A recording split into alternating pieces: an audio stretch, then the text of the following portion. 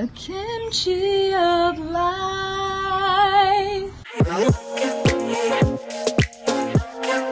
Wow! Hi, I'm Sarah. Today I am making kimchi. So, fermented fact, did you know that this dish originated from Korea and there's over 200 types of kimchi? So let's talk fermentation. Fermentation is the metabolic process where enzymes come in and help produce chemical changes that alter the taste, texture, and appearance of food, like pickles, sauerkraut, and today's topic, kimchi. So Koreans have mastered the art of preservation using salt for hundreds of years. This actually started in the Three Kingdoms period, where weather and winter was very harsh on agriculture. So they made do to preserve vegetables by using salt. So it was able to last for a long time. Bought a bunch of cabbages and they last a long time. So today I thought I would use them up and make some kimchi. Also shout out to Maangchi. I am making her recipe and I just wanted to show y'all what it looked like. So I'm altering her ingredients. She asked for 6 pounds of cabbage. We only have about 3, so I'm cutting the recipe in half for her traditional kimchi recipe, or Pogi Kimchi.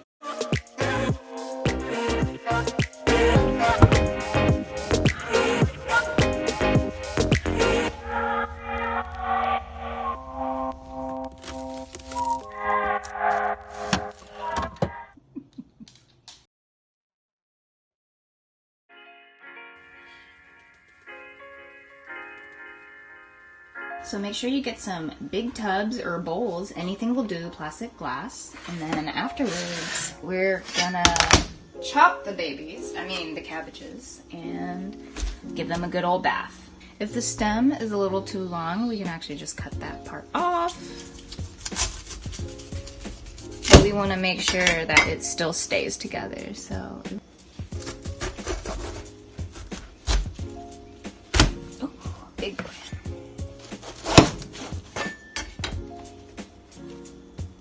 Beautiful.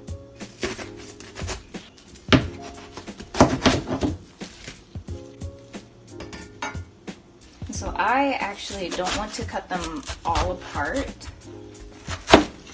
So I still want to keep at least a bit of the stem so it makes it easier to keep the pieces together. Let's put these guys in here. Ooh. Ah yes, admire all the effort you've put in thus far. Kimchi is a lot of work. What we're gonna do is rinse out and give them a bath and then salt each and every leaf to make sure all the salt is incorporated.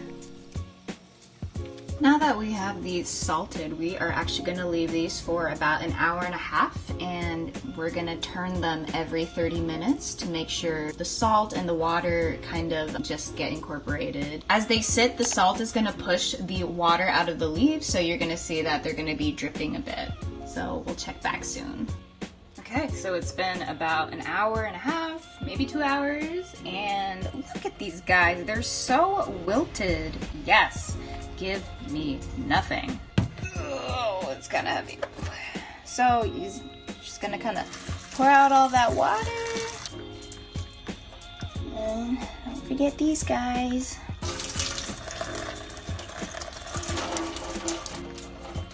And thanks for making it this far into my video. Now we're going to move on to the very therapeutic part of preparing the rest of the vegetables. So as you see here, we are peeling and slicing the carrots into little carrot sticks.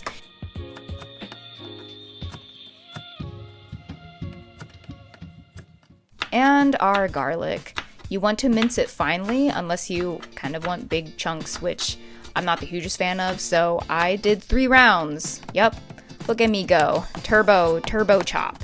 This is actually my favorite chopping technique because you're just using the butcher knife like a fulcrum. Wow, look at those words. Now we're going to move on to the next aromatic, which is the onion, and we're going to slice them and dice them, and I ended up using the butcher knife again because that just gave me such a more powerful cut.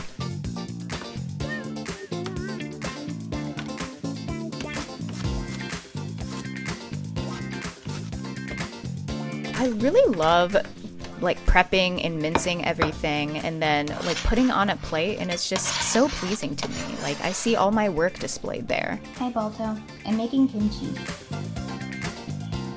Now to make the glue. You're gonna need glutinous rice flour, also called sweet rice flour, and it's different from rice flour because it has something in it that makes it really like sticky and gooey. And you're gonna need sugar and then a cup of water and a little saucepan to kind of just heat everything up to make it tacky in a good way.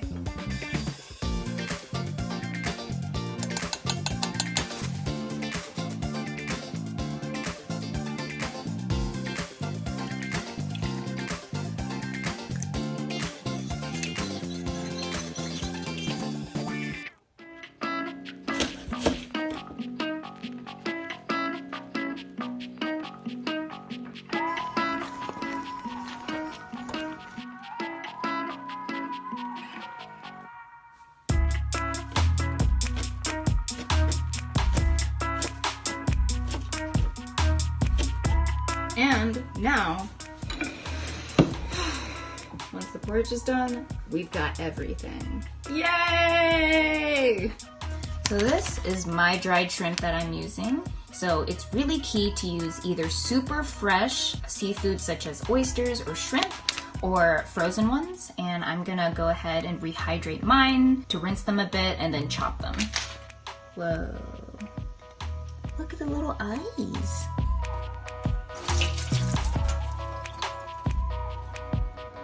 I got the shrimps. I'm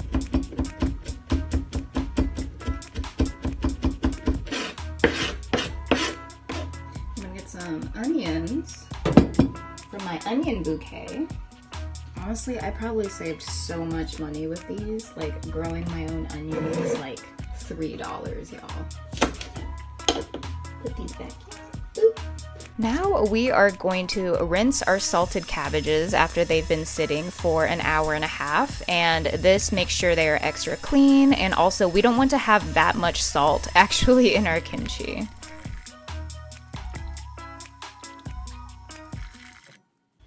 Okay, so it's been about an hour and a half, maybe 2 hours, and look at these guys. They're so wilted. Yes, give me nothing. Oh, it's kind of heavy. And then pretty much this is the huge bulk of the work after you get all the ingredients diced, and then you know, have your cabbages ready, and then now you're ready to put everything together. So after 2.5 hours of preparations, everyone is at the party. Yay! I'm so tired. We got the cabbage. All of its veggie friends got, key player, new player, hot pepper powder, the lovely porridge that we made, and our jars. Your best friend, how she's so late. And as you're talking, I'll start thinking, all the details start to sink. Having gloves, again, unless you want your hands to be bright red and garlicky for the next 3 days. I almost forgot. Fish sauce. We're gonna add 1/4 cup of that.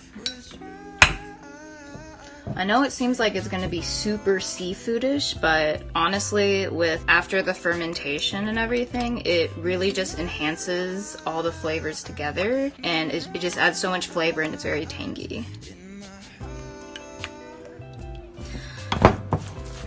Let's keep going. Yes! Yes! Fragrant. Conspiracies on TV. I know the truth and it's so simple. Okay, and just like how we did with salting it as the first step, we are gonna make sure that each leaf gets coated generously, so you don't skip out on any flavors. Oh, and the leaves are really gonna soak up a lot of the flavor. Even if it gets a little too sour, it's actually perfect for soups and stews, so you could just chuck one of these guys into some broth and it will be really good.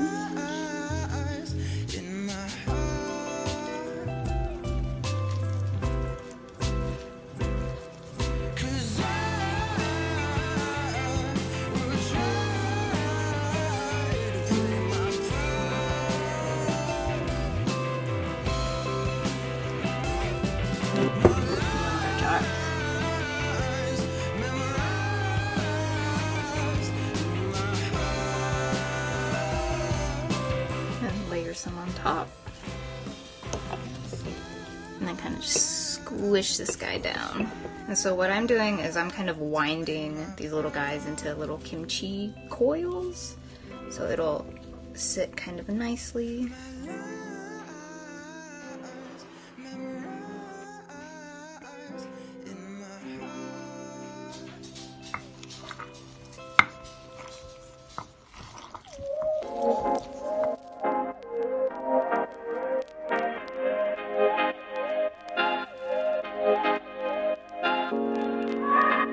So once you have traversed your odyssey of the kimchi, now you have these beautiful babies. Notice that I did not fill it up all the way to the brim. I left some room for expansion and growth, as we all should as well. The gases and the fermentation process that's gonna happen is actually gonna push out some more fluids, create some gas. So put the lid on, but not too tightly. You still want some little wiggle room in it. You're about to see some juices happen in the next 2 days. Leave it out for 2 days, and then I suggest putting these in the fridge afterwards. It's been about 2 days now. When I've opened my jars, I can already smell that there's a chemical change. Yeah, it's already starts to smell a little sour, and there's been a lot more juices that are released. And then you can kind of see the air bubbles too. I'm going to carefully open the cover. And I really just want to squish the kimchi down a little bit, so to kind of get any air bubbles to release to the top. We'll probably start eating this first, the little one. And then you can actually chuck some of them in the freezer if you want some of those to last for months. Bye!